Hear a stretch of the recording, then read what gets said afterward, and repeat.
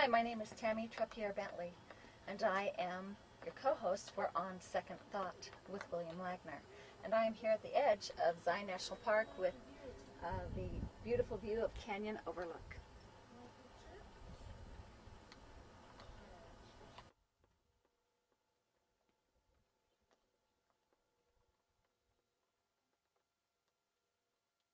Welcome to On Second Thought. I'm William Wagner, your host. We got a great show for you tonight. With me today, here in the studio, is Charlie Sprinkle. Charlie, welcome to the show. Glad to be here. Charlie, do you have a driver's license? No, sir, I haven't. I don't drive commercially. You don't drive commercially, I see.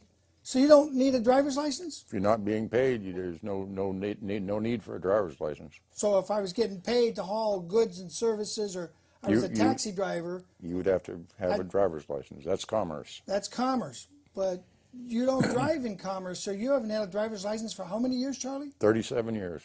What happens, Charlie, when the police pull you over and they think you're speeding or you didn't signal? Well, now they just shake their finger at me or tell me to have a nice day. Oh, really? Yes, sir.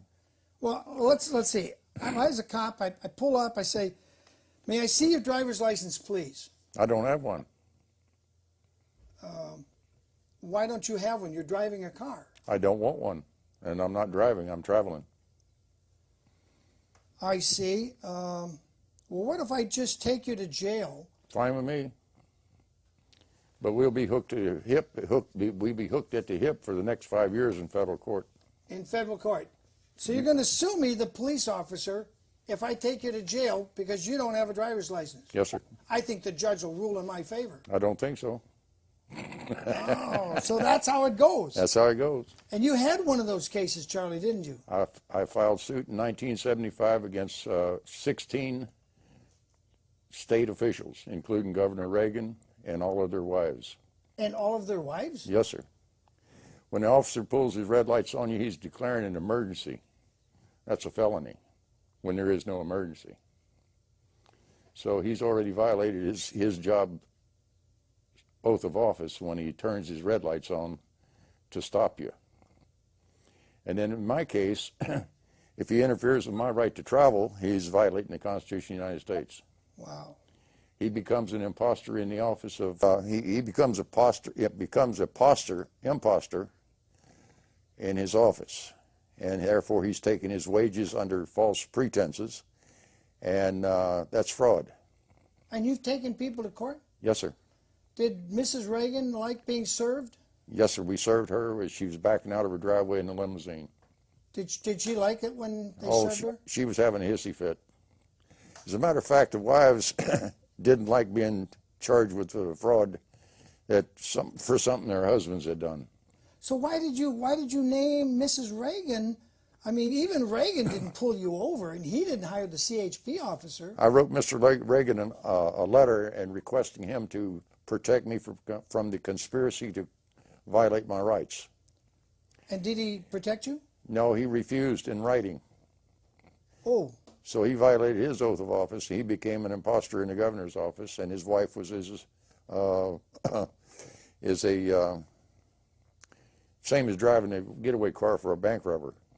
She's accessory after the fact. Wow. And they tried to get that dismissed in federal court 3 different times, and they failed all 3 times. And then all they could do then was make a deal. Wow, well, I got to take my hat off to you, Charlie, because I don't think I've talked to anybody that's ever sued a governor and his wife and won. And did they pay you money, or what? How did that resolve? But they couldn't get the case dismissed out of the federal court, so they sent a black limousine down to my house. 2 guys got out of the back doors of the car, dressed in very dark suits and sunglasses, and came to my door. Of course, I had a rifle set over the door because I was expecting to be assassinated over this deal. Yeah. I was only 35 years old, and I was the only one in California at the time fighting a driver's license. So I expected to be found face down in a ditch someplace, and so I was well armed. Anyway, they came to the door, and they said, "Mr. Sprinkle, we can assure you that you will have full run of the road if you do not pursue the lawsuit any further. I said, fine. I'll take that under advisement, and we'll see what happens. And after another few words, they decided to get in their car and go home, or wherever they came from. So I immediately went out and got into my yellow sports car and went out onto the highway and found me a highway patrolman, and they was doing 65 at the time. It was the speed limit. And I cranked my little yellow car up to about 90 miles an hour, went by them blowing my air horns. And, of course, they pursued me immediately. Yeah, I would expect that, Charlie, yeah.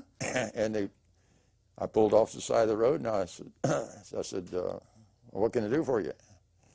And he says, what are you doing? I said, I was doing about 90.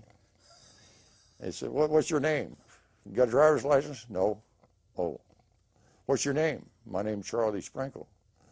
Well, Mr. Sprinkle, we just stopped to see if we could be of any assistance to you.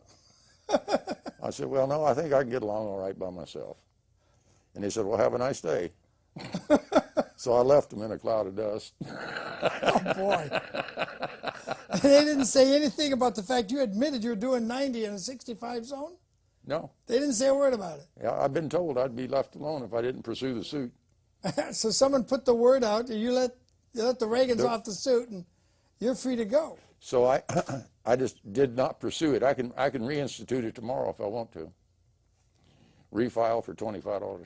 How long were you in federal court before this little incident took place? About 4 or 5 months.